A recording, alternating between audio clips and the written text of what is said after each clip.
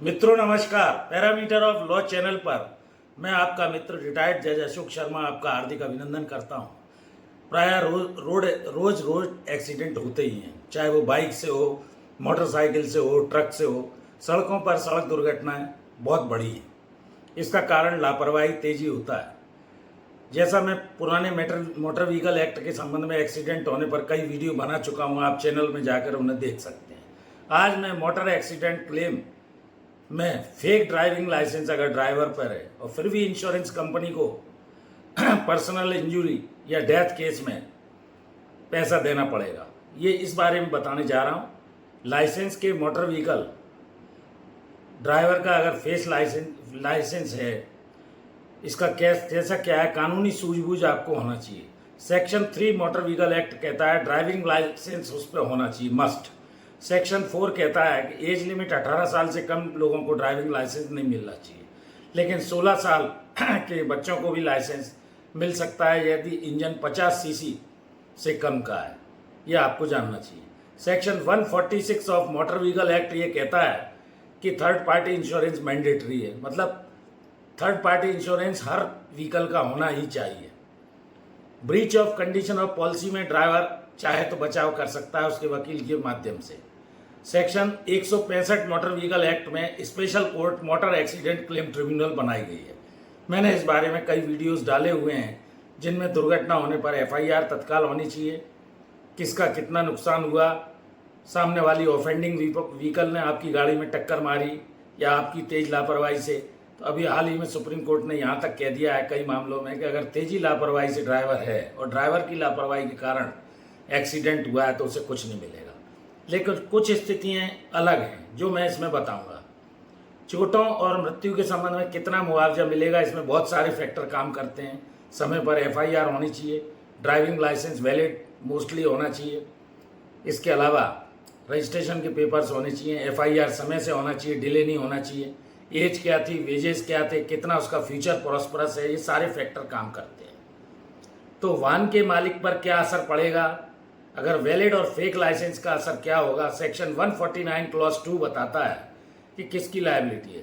Driver ने अगर breach किया है, वायोलेशन विथ नॉलेज, ये नॉलेज मालिक को होना चाहिए, लेकिन अगर मालिक की कोई गलती नहीं है, कोई चोर वाहन उठा ले गया और ले जाते ही चोरी करने के बाद उसने एक्सीडेंट कर दिया।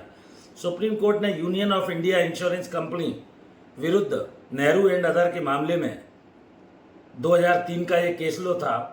कोर्ट ने लाइसेंस फेक था, इसको नहीं माना।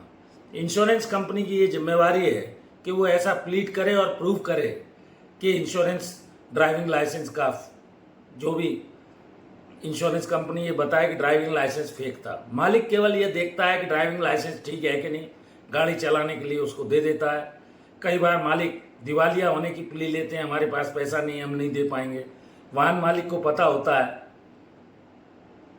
मीनिंग नॉलेजली या नोइंगली वायोलेट, अगर वो जानबूझ के ऐसी चीज को करता है, उसका लाइसेंस वैलिड है नहीं है ये नहीं देखता है।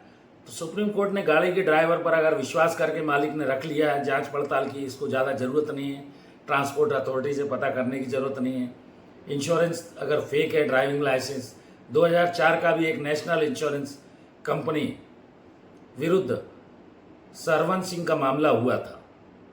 वाहन मालिक निगलेक्ट रहा है, यह इंश्योरेंस कंपनी को ही सिद्ध करना होगा। National insurance company versus Geeta Bhatt का मामला 2003 का था। मालिक ये विश्वास करके रख लेता है कि इसका लाइसेंस फेक नहीं है, और अगर बाद में फेक निकलता है तो भी कई बार इंश्योरेंस लायबल होता है। PEPSU transport company versus national insurance company 2013 का ये मामला है। इसमें सुप्रीम कोर्ट ने कहा कि इंश्योरेंस कंपनी को यह सिद्ध करना है कि मालिक ने तसल्ली और विश्वास किया था।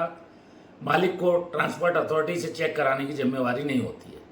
एक पुराना मामला 1987 का जो आपको जानना चाहिए, सुप्रीम कोर्ट का ही है, स्कैंडिया इंडिया वर्सेस कोकिला बेन का मामला था, जिसमें वाहन हाईवे पर चालू रख के ड्राइवर चला गया और क्लीनर ने उस वाहन में छोड़ा छाड़ी की, वाहन के मालिक ने उसको, तो इसमें वाहन के मालिक ने तो चलाने के लिए वाहन उसको चालक को दिया था, गलती हो गई। इंश्योरेंस कंपनी इसमें लायबल मानी गई, नॉन टू द, क्योंकि वाहन के मालिक को मालूम है कि वाहन उसका है, ड्राइवर इसको चलाएगा, पैसेंजर बैठेंगे, आगे क्या हुआ मालिक को कोई पता नहीं, उसने गाड़ी सौंप दी। 1996 का एक केस मौललाल वर्सेस पीसी सेठी का भी इंपॉर्टेंट है, जो फुल बेंच का है। इसमें रास्ते में बस के ड्राइवर ने क्लीनर को वाहन चलाने के लिए दे दिया, एक्सीडेंट हो गया, वाहन के मालिक को नॉलेज नहीं थी, उसने भरोसा करके रखा था। तो ऐसी स्थिति में मोटर एक्सीडेंट क्लेम का यदि फेक ड्राइविंग लाइसेंस भी मिलता है तो भी इंश्योरेंस कंपनी को कई मामलों में सुप्रीम कोर्ट ने लायबल माना है। लेकिन अभी हाल ही में सुप्रीम कोर्ट का यह भी कहना है कि यदि रेस्ट नेग्लिजेंट ड्राइविंग ड्राइवर करता है और उससे दुर्घटना घटित हो जाती है तो ऐसी स्थिति में उसको कंपनसेशन जिसके चोटें आई हैं नहीं मिलेगा, क्योंकि ड्राइवर की स्वयं की गलती थी। इसी तरह की सब जानकारियों के लिए जुड़ जाइए पैरामीटर ऑफ लॉ चैनल से। मैं आपका मित्र रिटायर्ड जज अशोक शर्मा आपको छोटे छोटे वीडियोस के माध्यम से कानूनी जानकारी देता आ रहा हूँ। हृदय से आपका धन्यवाद करता हूँ। 86,050 के करीब मेरे सब्सक्राइबर हो चुके हैं और आपका भरपूर स्नेह मिल रहा है। 3300 से ऊपर वीडियोस अपलोड हो चुके हैं। एक और विशेष अनुरोध, मेरी धर्मपत्नी श्रीमती अर्चना शर्मा का भी यूट्यूब पर एक चैनल अर्चना आरटी आपके नाम से, कृपया उस चैनल को भी देखें। उसके वीडियोस अगर अच्छे लगें लाइक कीजिए, शेयर कीजिए। इस वीडियो में यहीं तक, फिर मिलते हैं नए विषय के साथ। Thank you for watching this video. नमस्कार।